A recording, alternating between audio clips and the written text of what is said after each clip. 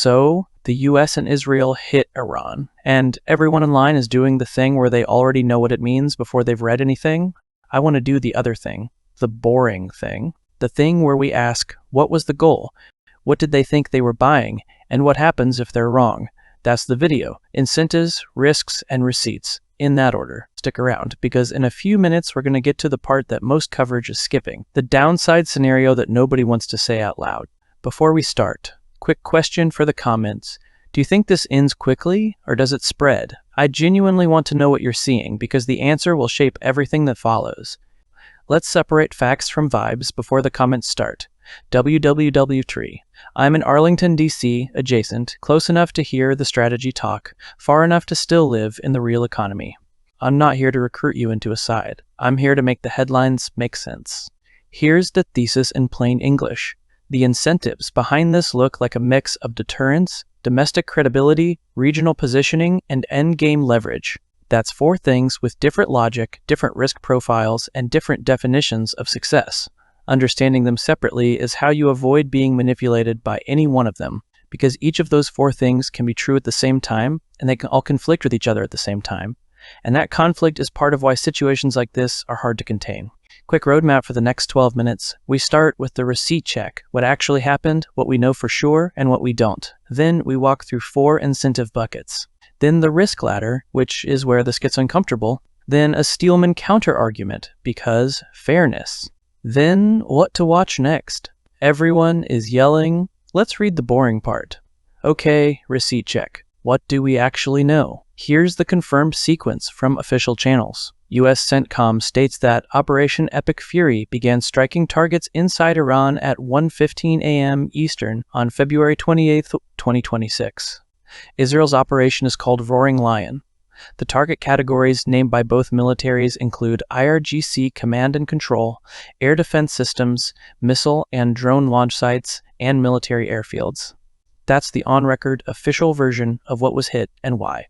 Scale. Israel's military describes a very large strike package, around 200 fighter jets involved in a major strike wave, and more than 30 targets struck across western and central Iran. The U.S. side says it used precision munitions from air, land, and sea, and notably, this was the first time the U.S. military used low-cost, one-way attack drones in combat. That detail matters for later, so hold on to it.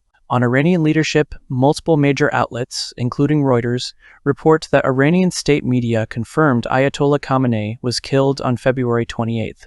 Reuters describes him as 86. He had been the singular figure at the top of Iran's theocratic security architecture for decades, the person whose decisions shaped the country's foreign posture, its proxy networks, its nuclear calculus. The strategic implications of his death are enormous and genuinely unclear, which is exactly why we should not be filling that vacuum with confident takes right now. Claims about other senior figures being taken out are far less consistent across sources, so we're keeping those labeled claimed until independently confirmed.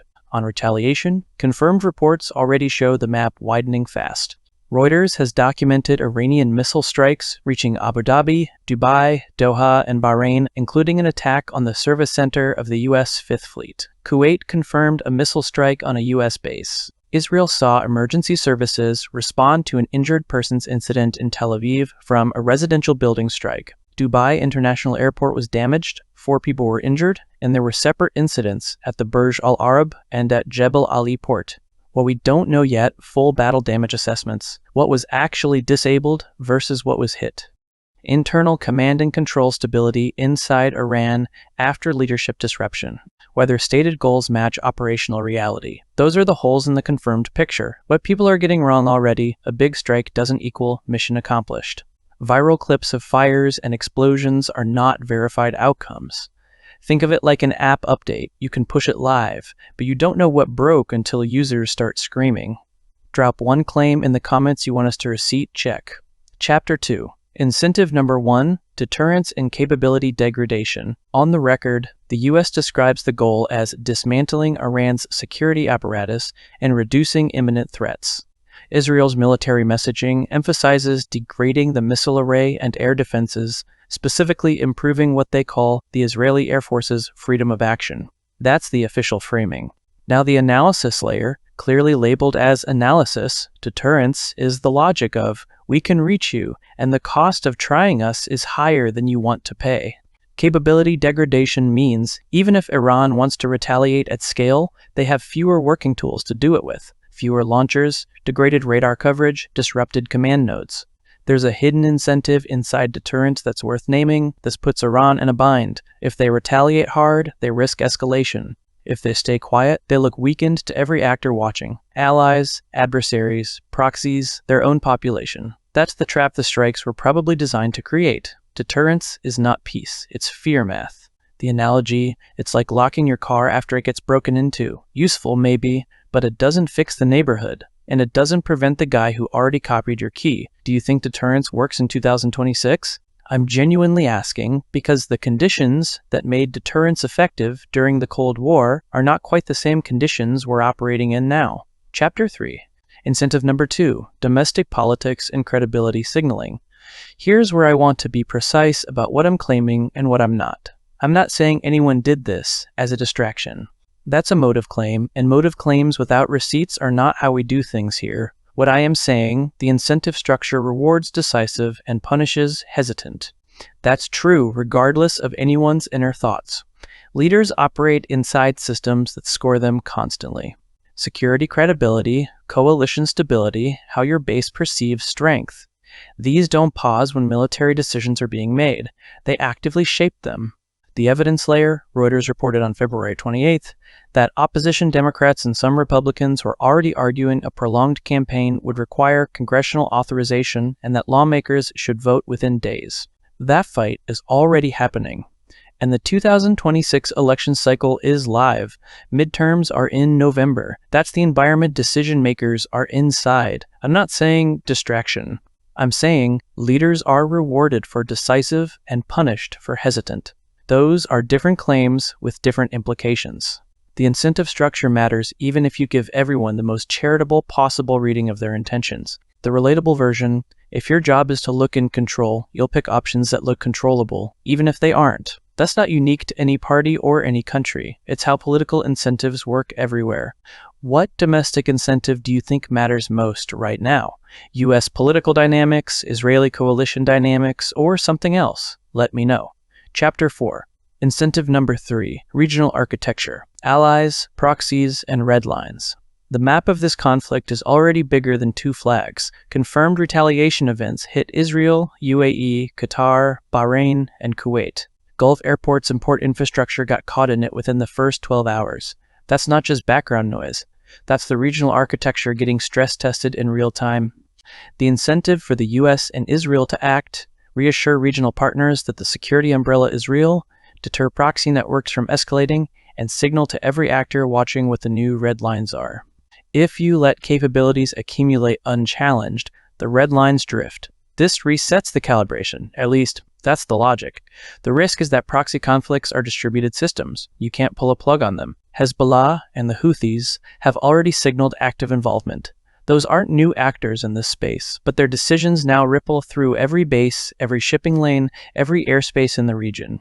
At the print shop, I'll sometimes see the big politics version of a story on a campaign flyer, and then the next customer is printing emergency paperwork. That gap between the abstraction and the consequence is where the real story lives. When people say regional escalation, what they mean is that stuff starts breaking for people who had nothing to do with any of this. A regional war is basically a bunch of smaller fires sharing the same oxygen. When proxies are involved, the escalation ladder has missing steps. You think you're going from rung 3 to rung 4, and you end up on rung 8. Which spillover risk worries you most? US bases, shipping disruption, or civilian blowback? Chapter 5. Incentive number 4, endgame leverage. This one is the most speculative, so I'm flagging it clearly as analysis. The logic, if you remove key capabilities, launchers, air defenses, command infrastructure, and if you remove decision makers, you don't just win a battle, you potentially reshape the bargaining table. A weakened Iran has less leverage in any future negotiation. That's the bet. You create the new reality first, then you offer the negotiation from inside it. There was a diplomatic track right before the strikes. Reuters reports indirect US-Iran talks in Geneva on February 26th ended without a deal. Oman's foreign minister said significant progress had been made, and that technical-level talks were scheduled for the following week in Vienna. That didn't happen. The UN Security Council called an emergency meeting on February 28th, and the Secretary General called for an immediate cessation of hostilities and a return to diplomacy. That's where any off-ramp would have to run. The gamble in this incentive, escalation, can erase leverage. If you degrade someone's capabilities enough that they feel they have nothing left to lose, or if you trigger a leadership vacuum that hardliners fill, or if your allies start breaking ranks, the leverage calculus inverts. You went from, we have the strong hand, to, we don't know who we're negotiating with anymore. Sometimes the negotiation offer is, accept the new reality we just created. That can work. It can also make the other side decide they'd rather flip the table. Is there still a diplomatic off-ramp, or is it already gone? I don't know, but the Geneva Channel existed 3 days ago. Watch what happens to it. Chapter 6. What they risk, the escalation ladder. Let me give you the 5 rungs as clearly as I can, and then we'll talk about what makes each one worse than it sounds on paper. Rung 1, wider regional retaliation. We already have confirmed incidents across multiple Gulf states. Each one of those is a potential escalation node. Proxies are already activated. U.S. bases in Bahrain and Kuwait were already struck. This rung is not hypothetical. We're already on it. Rung 2, miscalculation. When you have multiple actors operating across multiple theaters with degraded communications and disrupted command and control, the probability of an unintended mass casualty event, a ship, a base, a civilian area, goes up. These things don't require bad intentions. They require confusion. Rung 3, political and legitimacy crises. Reuters already has U.S. lawmakers fighting over authorization within hours of the strikes. International allies' support is often conditional and time-limited. Every day this continues without a UN framework or congressional sign-off is a day the legitimacy question compounds. Rung 4, energy and shipping shocks. Oil markets already reacted. Reuters had prices moving towards $73 a barrel in the immediate aftermath. OPEC Plus was reportedly considering a much larger output adjustment than previously expected.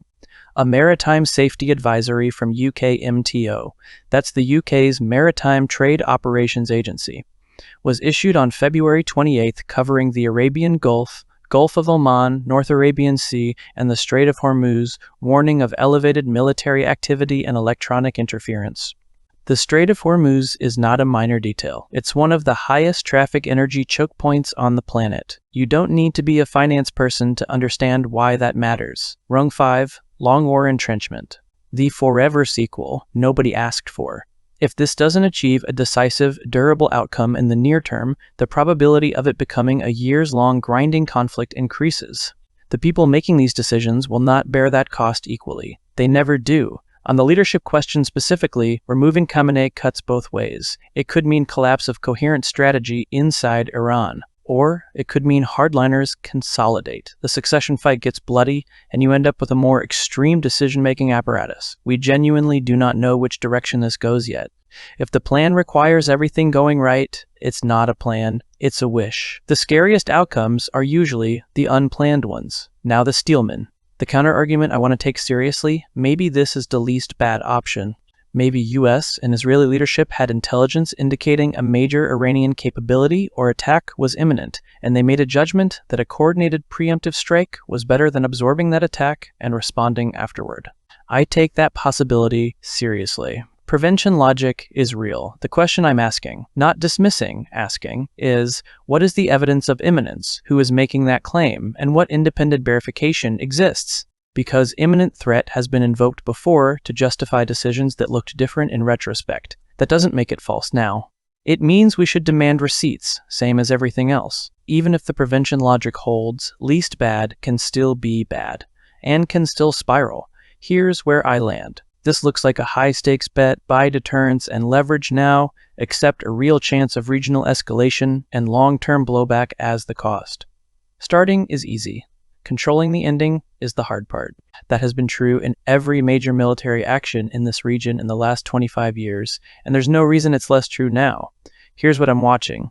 Verified damage assessments. What was actually disabled versus what was claimed. Succession in command signals from inside Iran, who is speaking, who is missing, who is consolidating power. Retaliation patterns, geography, targets, whether the proxy map expands beyond where we already are. Market signals, oil, shipping advisories, insurance costs, especially anything touching Hormuz, and the diplomatic track, whether Geneva and Vienna get any oxygen again, or whether the UN effort is already theater. That's the deal. Stay hydrated, log off for a minute, and check your sources like you check your bank balance. If I'm wrong on anything here, I'll pin it. That's the deal.